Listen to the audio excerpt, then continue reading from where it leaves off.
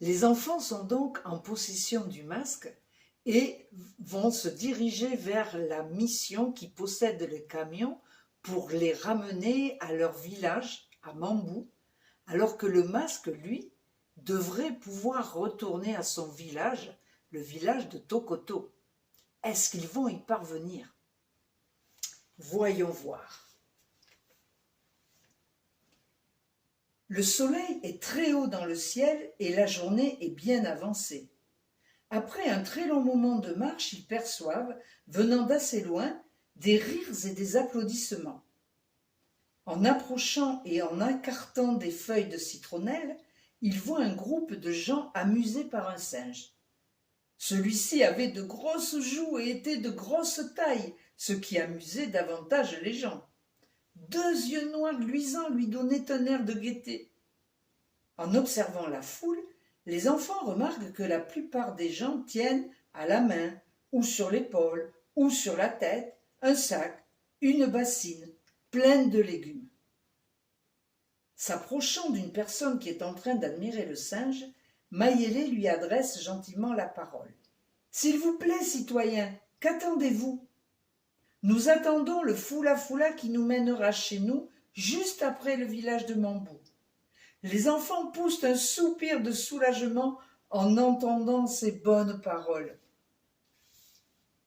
Mais un homme interpelle le singe et les enfants comprennent que la bête lui appartient. Il est coiffé d'un béret qui cache une partie de sa tête et empêche de voir tous ses cheveux crépus. Ses yeux sont protégés du soleil par de grandes lunettes noires.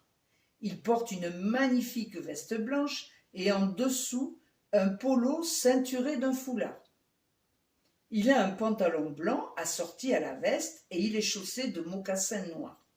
Il tient dans ses mains quelques pinceaux et une énorme radiocassette. Il a tout l'air d'un artiste assez original. « Pourquoi me regardez-vous ainsi ?» dit-il en s'adressant à la foule. Il se dirige vers Abangaka et poursuit. « Oui, pourquoi me regardes-tu? Hein? On se demande qui êtes-vous? Répond l'enfant tout tremblant. Il se met à rire joyeusement et son singe se met à faire plusieurs roulades au sol. Qui suis-je? Reprit-il.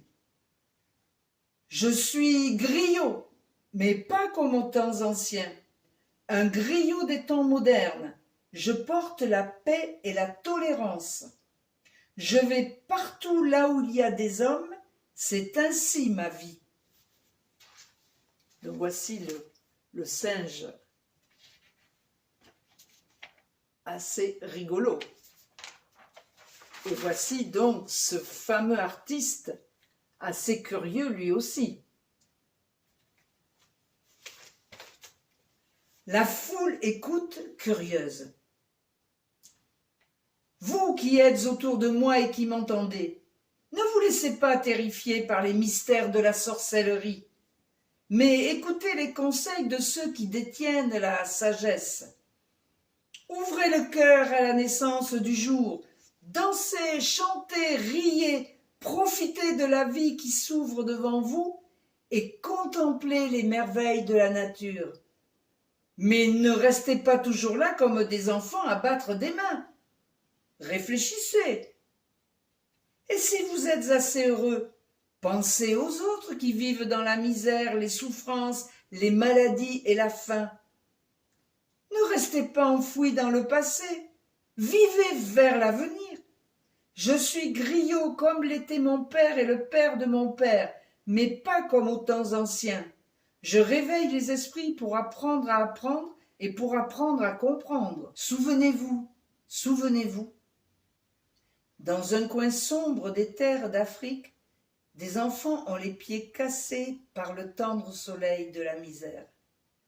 Une méchante sécheresse là-bas fait des ravages, et des criquets égoïstes détruisent tout sur leur passage. Des forêts de moustiques sur la plaine Mambaya donnent les fièvres de la malaria. Dans un coin soleil d'une terre d'Afrique, l'esprit vit profondément en chacun, autour d'un feu de joie et de danse rituelle.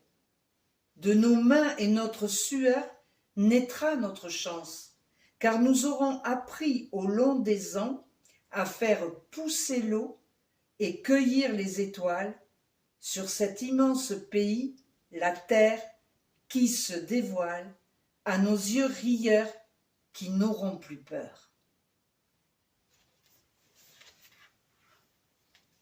Sur ce très beau poème de cet artiste, assez original, quelle fin nous réserve ce village de Mambou, ce joli conte écrit par 26 enfants de 10 à 11 ans.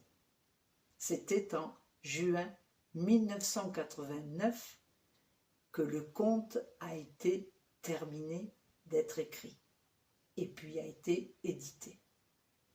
À demain pour la fin.